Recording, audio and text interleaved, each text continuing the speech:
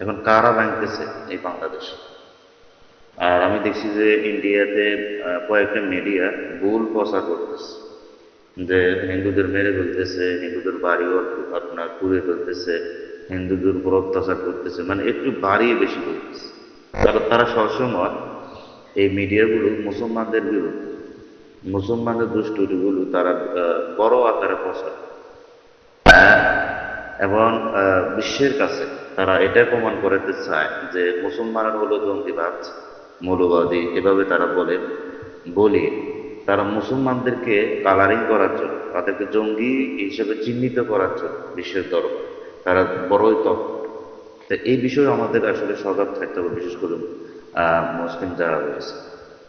এখানে দেখা গেছে যে আল্লাহ আলম, আমি জানি না এই মন্দিরগুলো যদি কেউ কেউ এক জায়গায় হয়তো ভাঙছে বা এরকম আপত্তিকর ঘটনা ঘটছে, কিন্তু যেভাবে তারা প্রচার করছে সেভাবে কিন্তু হইতেছে।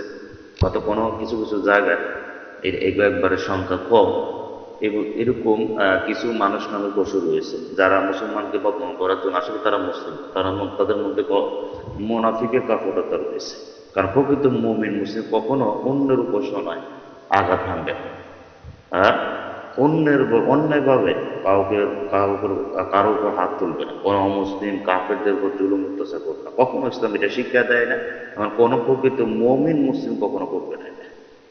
যারাই করতেছে তারা মুসলমানকে বদনামি করার জন্য বিশ্বের কাছে মুসলমানদেরকে এভাবে আপনার প্রকাশ করবে যে এরা আমাদের মন্দির ভেঙে ফেলতেছে, এরা আমাদের হিন্দুদের উপর আপনার অত্যাচার করতেছে। এরা আসলে মূলত যারা এগুলো করতেছে এটা ইসলামের দুশ্মন, এটা মুসলমানদের দুশ্মন এবং মমিনদের দুশ্মন প্রকৃত।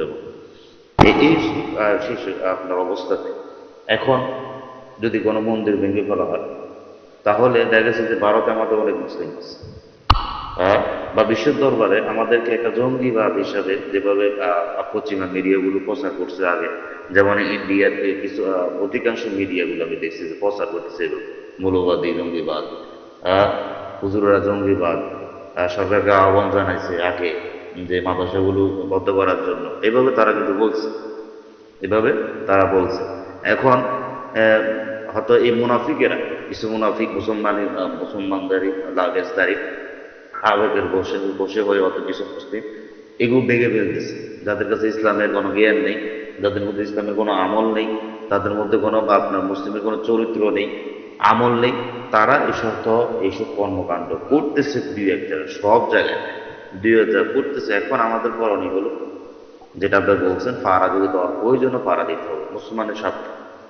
কারণ এখানে যদি মন্দির ভাঙ্গা হয় বা এটা যদি প্রচার করে, তাহলে ভারতে ওখানে মসজিদ ভাঙবে, মুসলমানের উপর অত্যাচার করবে এবং বিশ্ব দরবারে জঙ্গি হিসেবে চিহ্নিত করবে মুসলমানদের ক্ষেত্রে। এই স্বার্থে এই মন্দিরগুলো পাহারা দিতে হবে, যাতে করে এই মুনাফিকের নামদারি কিছু মুনাফিক এবং যদিও মুসলিম হয়, এই আপনার জাহেল মুসলিম, যাদের কোনো ইসলামের জ্ঞান নেই, তারা যেন এই সংখ্যালঘু বা বিশেষ করে এই মন্দিরদের উপর কোনো হামলা করতে না পারে, সেটার জন্য তারা পাহারা দিতে দেয়, তাতে কোনো সমস্যা হবে না ইনশাআল্লাহ।